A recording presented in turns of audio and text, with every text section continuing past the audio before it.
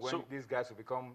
We're looking at 2020. I think, we're asking the question, will we get any medals in 2016? And we hope that we can. But we already have one eye on 2020. And it's interesting, something new is happening because even Marian Yali, she's working with Ekiti State. They have a program towards 2020. The Redeemed Christian Church of God, they have a program. In fact, they have an MOU with the Nigerian Olympic Committee. And they're looking towards 2020 for a host of different sports. So I think something new is happening, and if we can really get it right and plan for 5 years towards 2020, then we won't be asking 4 years from now, will we get any medals? We'll be saying, can we get some champions? We'll be looking at those guys that we see as possible medal winners. Well, Bambo, we wish you all the best of luck with your project, and we hope we'll be here, we'll be alive and well by 2020, because come to think of it, time really flies. Yeah. I mean, it was just 4 years ago that we were doing the summit to plan against, and I remember former President Goodluck Jonathan gave a directive that we should get a certain number of medals, and he was telling everybody, look, from your state, produce one. But now, another Olympics is upon us, and it's looking like we've not done anything in the last 4 years. But let's look forward to 2020 and hope that things will fall into pleasant places for us as a nation in terms of our sports development. Let's go on a quick break now. During the break, Honorable Sports Minister Solomon Dalong, I hope he's getting ready for the Olympics. I hope he's finding some good reasons to make us believe that the Olympics will not be a jamboree. But he's been talking about the efforts that he's been making to return Nigeria to real grassroots sports development. Let's pause, listen to him. We'll come back for more on Sports Tonight. What we have now is a servicing sport, and a servicing sport is that sports architecture that only responds to need. So when you have an event coming up, you go scouting for people to flood, you go to Europe, you go to America, and then sometimes you go out of their way to give them citizenship to come and either play or participate for Nigeria. So we only win medal or we lose. That is a servicing sport, and it has no provision for development of the younger talents to be able to succeed what you have on the ground. Now, we are going to have a complete paradigm shift from a servicing sport to a developing sport, because we are going to focus more on grassroots sports development. And in doing this, the issue of the interministerial committee which you raised is an issue we have considered, especially engaging the Ministry of Education, where sports should be returned to the schools. All right, Honorable Sports Minister, Barrister Solomon Dalong, speaking about not just servicing sports, but really developing sports in Nigeria. We've made a quick change now, and Rotimi Akindele has joined us on Sports Tonight. Rotimi, good to have you on Sports Tonight this beautiful Thursday. Good evening, Toyin. Good to be here. Welcome back from Kigali. Yeah, thank you. We were in Rwanda together. Yeah, definitely. But you guys were able to stay up to the final day. Yeah, we covered the entire tournament. Not the Super Eagles. You didn't cover us. We covered the Super Eagles. We left early. Yeah, you left early, but so we had to stay you guys to had the to end of stay the and tournament. enjoy Yeah, it the was fun. hospitality of Rwanda. But it's all good. But Rotimi, Chan is gone. Sure. Chan is gone.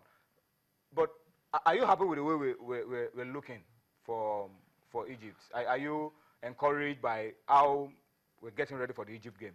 From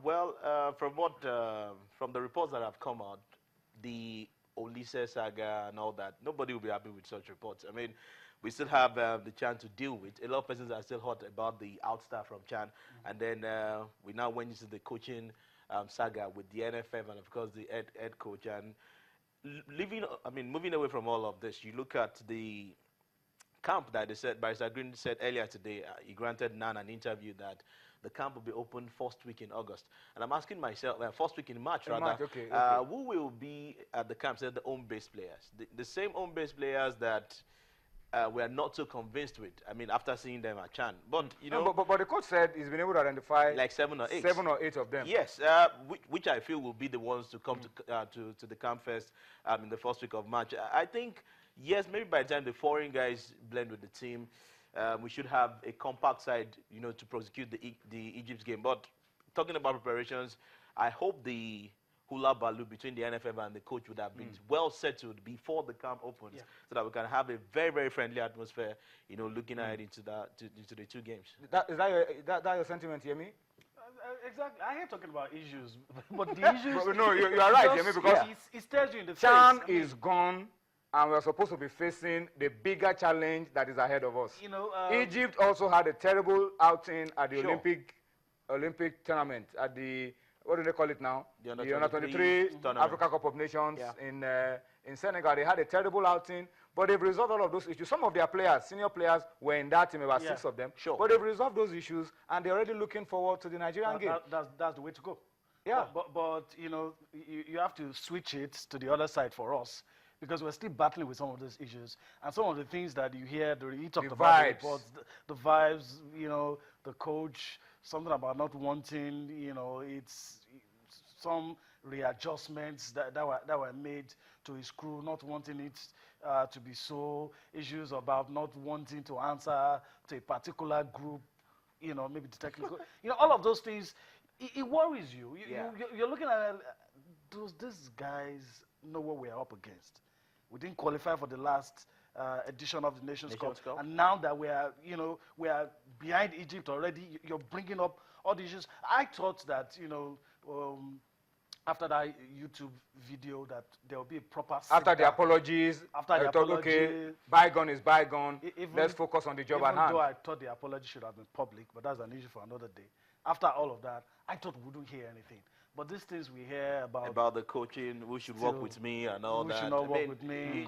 Issues about coach putting his foot down on some certain issues, whether or not he has a right to do that. I think we can appeal. We can appeal to the Nigerian Football Federation, appeal to all those who are involved in this, that look, let bygone be bygone. Let us come together and focus on what is coming up in March. It's a double header. You see, I know Nigeria too well. If we are able to take out Egypt home and away, get 6 points in the back, we will forget about whatever crisis we have. So let's focus on what can make us come together again and achieve a common purpose. So I think it's time for us to just forget about what has happened. I mean, apologies have been made. Let's accept apologies and move on in the interest of... do whatever we ensure that we are not back here talking about why we did not qualify. Because that is going to bring the house down. No. Uganda is already celebrating, probably qualifying for the Nations Cup as the second best Uganda? Team. Yeah.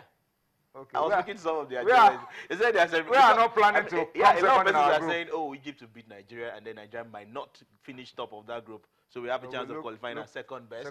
And now Uganda is saying, hey guys, we can qualify. It's risky to even try to go through that route. Very risky. Just win your group. Very risky. But let's hope that we can put our house in order and achieve that. Still talking about the Eagles, not the Eagles now, talking about Nigerian football. Yesterday, the story was about Manu Gaba and all of that. But the good news is that Manu Gaba is back and back to the under-17. I don't want people to, the media has a role to play. And I think we need to play our role as professionally efficient as possible. Sure. Let's not sell stories like Manu Gaba demoted.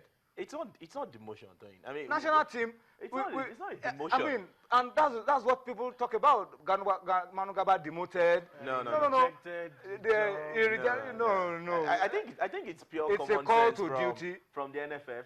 Amunike won with the under-17 boys. It is common sense enough for them to progress together. So take them together to the under-20. And Manu Gaba has shown. I mean, from under-17 to under-20, let's bring him back to help us groom more talent. Yemitela was there. It was key. Yeah, in 2007. So, I mean, let the media... It's not demotion, really. Yeah, it's a fantastic... We have a role to play. It would have been weird if the NFF had said, Manu Gaba, take over Sunday, Emmanuel Amunike's under-17 side into under-20. And then we start wondering.